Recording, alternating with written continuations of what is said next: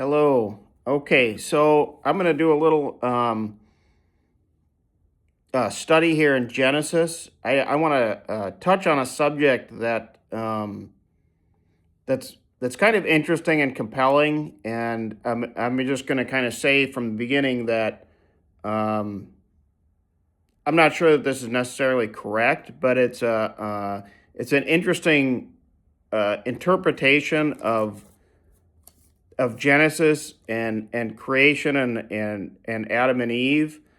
And this is a view that some people hold to and believe, and I just find it very interesting and intriguing. And also, I want to share this because there is some. I mean, it does. If you look at Genesis a certain way, this makes sense. And basically, what I'm gonna make a case for, or I guess present, is the idea that Adam had a wife before Eve, and she is known as Lilith.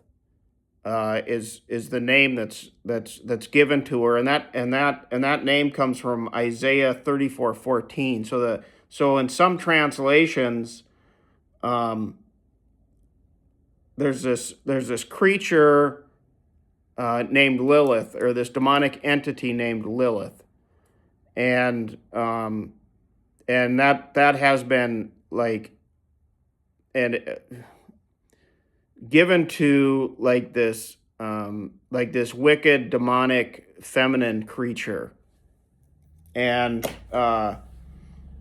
maybe a little bit kind of like the Jezebel spirit kind of a thing.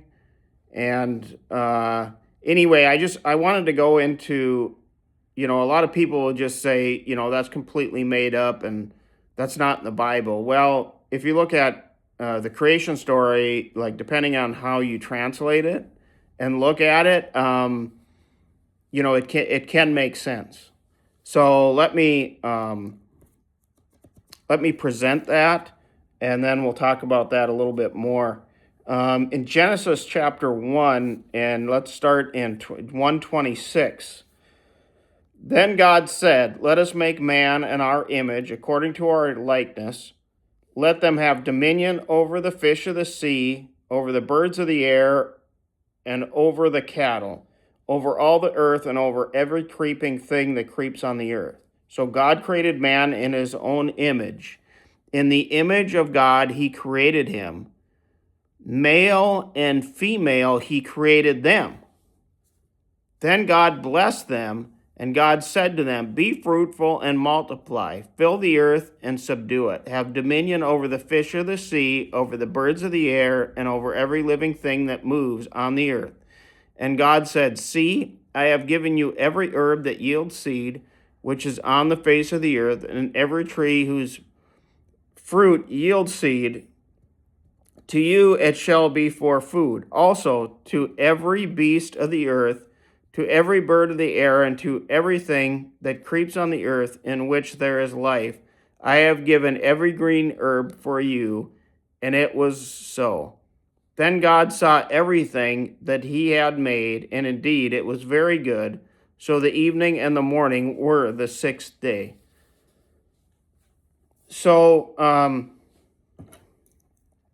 we see this and this differs. I just want to point out that if you put this chronologically,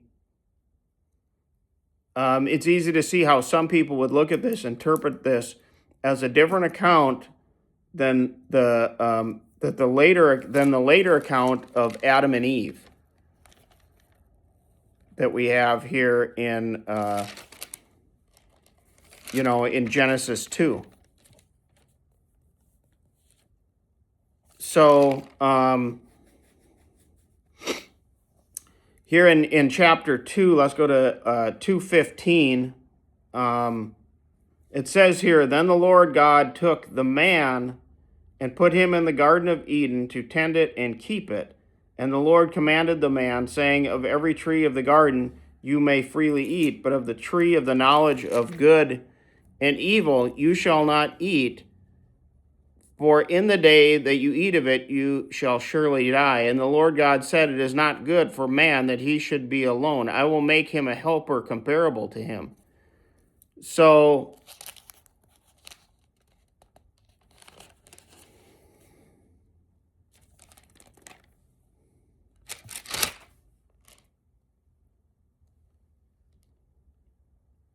anyway, I just wanted to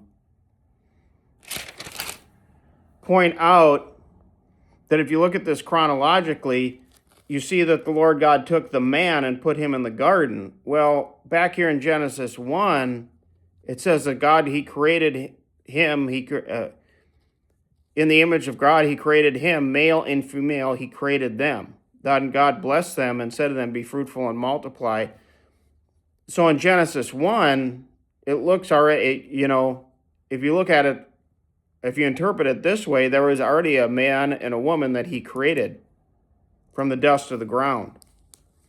And then when we get here into chapter 2, it says then that he took the man and put him in the garden to tend and keep it.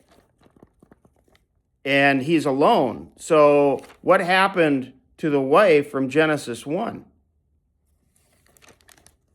Obviously, she went somewhere, so she's not there all of a sudden, right?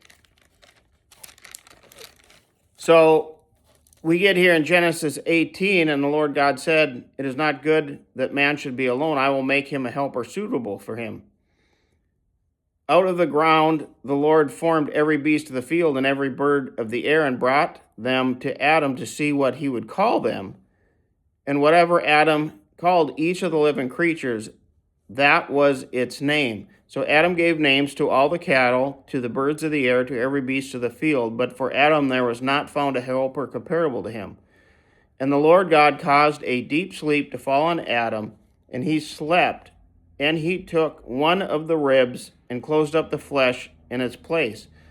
Then the rib which the Lord God had taken from man, he made into a woman, and he brought her to the man. And Adam said, this is now bone of my bone and flesh of my flesh. She shall be called woman because she was taken out of man. So there is a this is another interpretation or another way of looking at Genesis, in that in Genesis 1,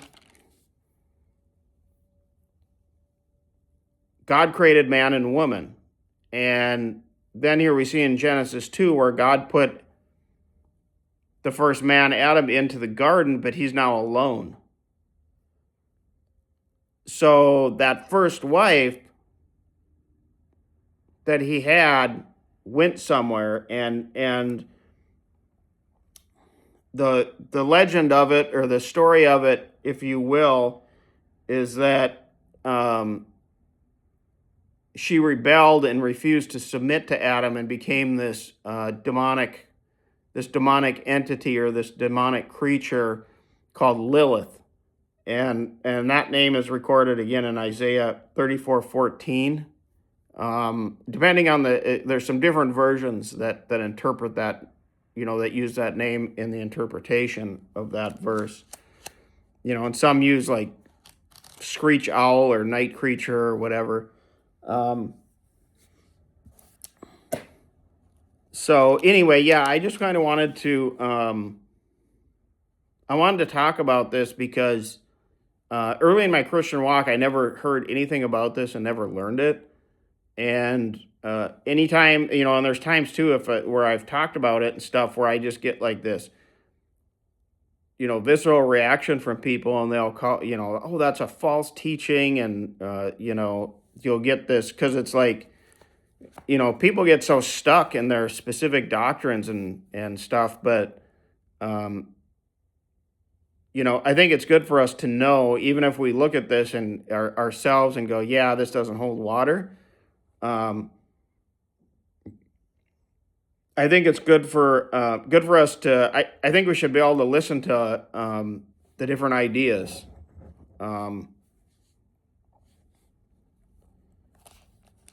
And I think it's I think it's interesting, and I think there is, if you look at Genesis in sort of like in a strictly chronological way, like Genesis 1, came before Genesis 2. So then he made man and male and female here in his image. And then you get to Genesis chapter 2, and then we see that the man, he put him in the garden, and he's alone, and it says it's not good for him to be alone. Well, what happened to the wife that he created in Genesis 1? See?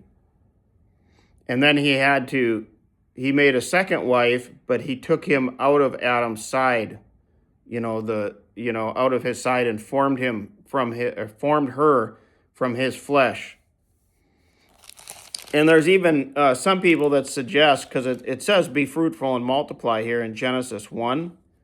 Some people have the idea and the theory that Adam and Lilith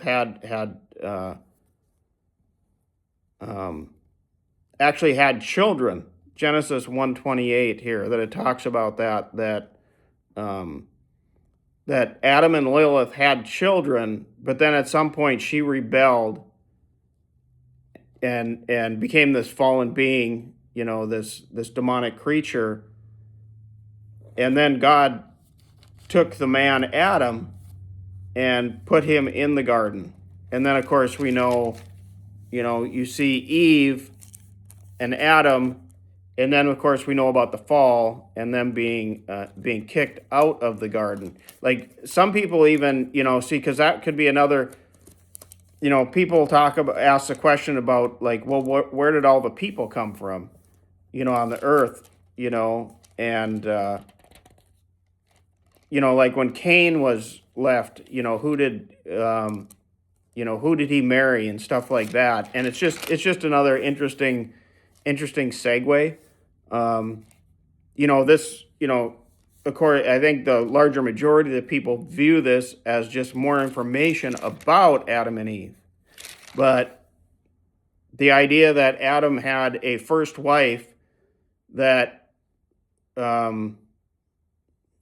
rebelled and became what they call Lilith it's another theory or understanding about the Genesis account. And I think it holds, if you look at it that way, it makes sense. And so it has at least some merit. So anyway, that's just kind of the thing, I just kind of wanted to present it. There's more, there's more digging, if it's something that you find interesting, you can do, dig into it deeper and search, more people that have like commented and taught on it. But I just wanted to present it and say that there is actually some biblical precedent for it, depending on how you interpret Genesis. It has,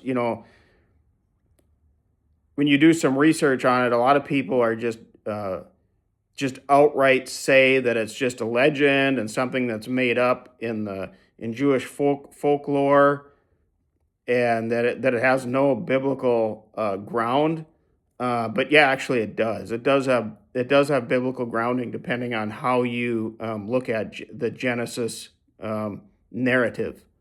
So I just wanted to say that, and and you could say, well, what does that have to do with salvation and Jesus and stuff like that? And yeah, it's a side issue, but it's one of those like interesting rabbit trails, if you will, that I kind of enjoyed studying out a little bit. And what I found, whenever I find that people want to shut you down and say, oh no, that's wrong, it's like, that's, I want to study it even more then. I'm just like, well, what are you hiding? Why are you afraid to actually look at this and study it? So,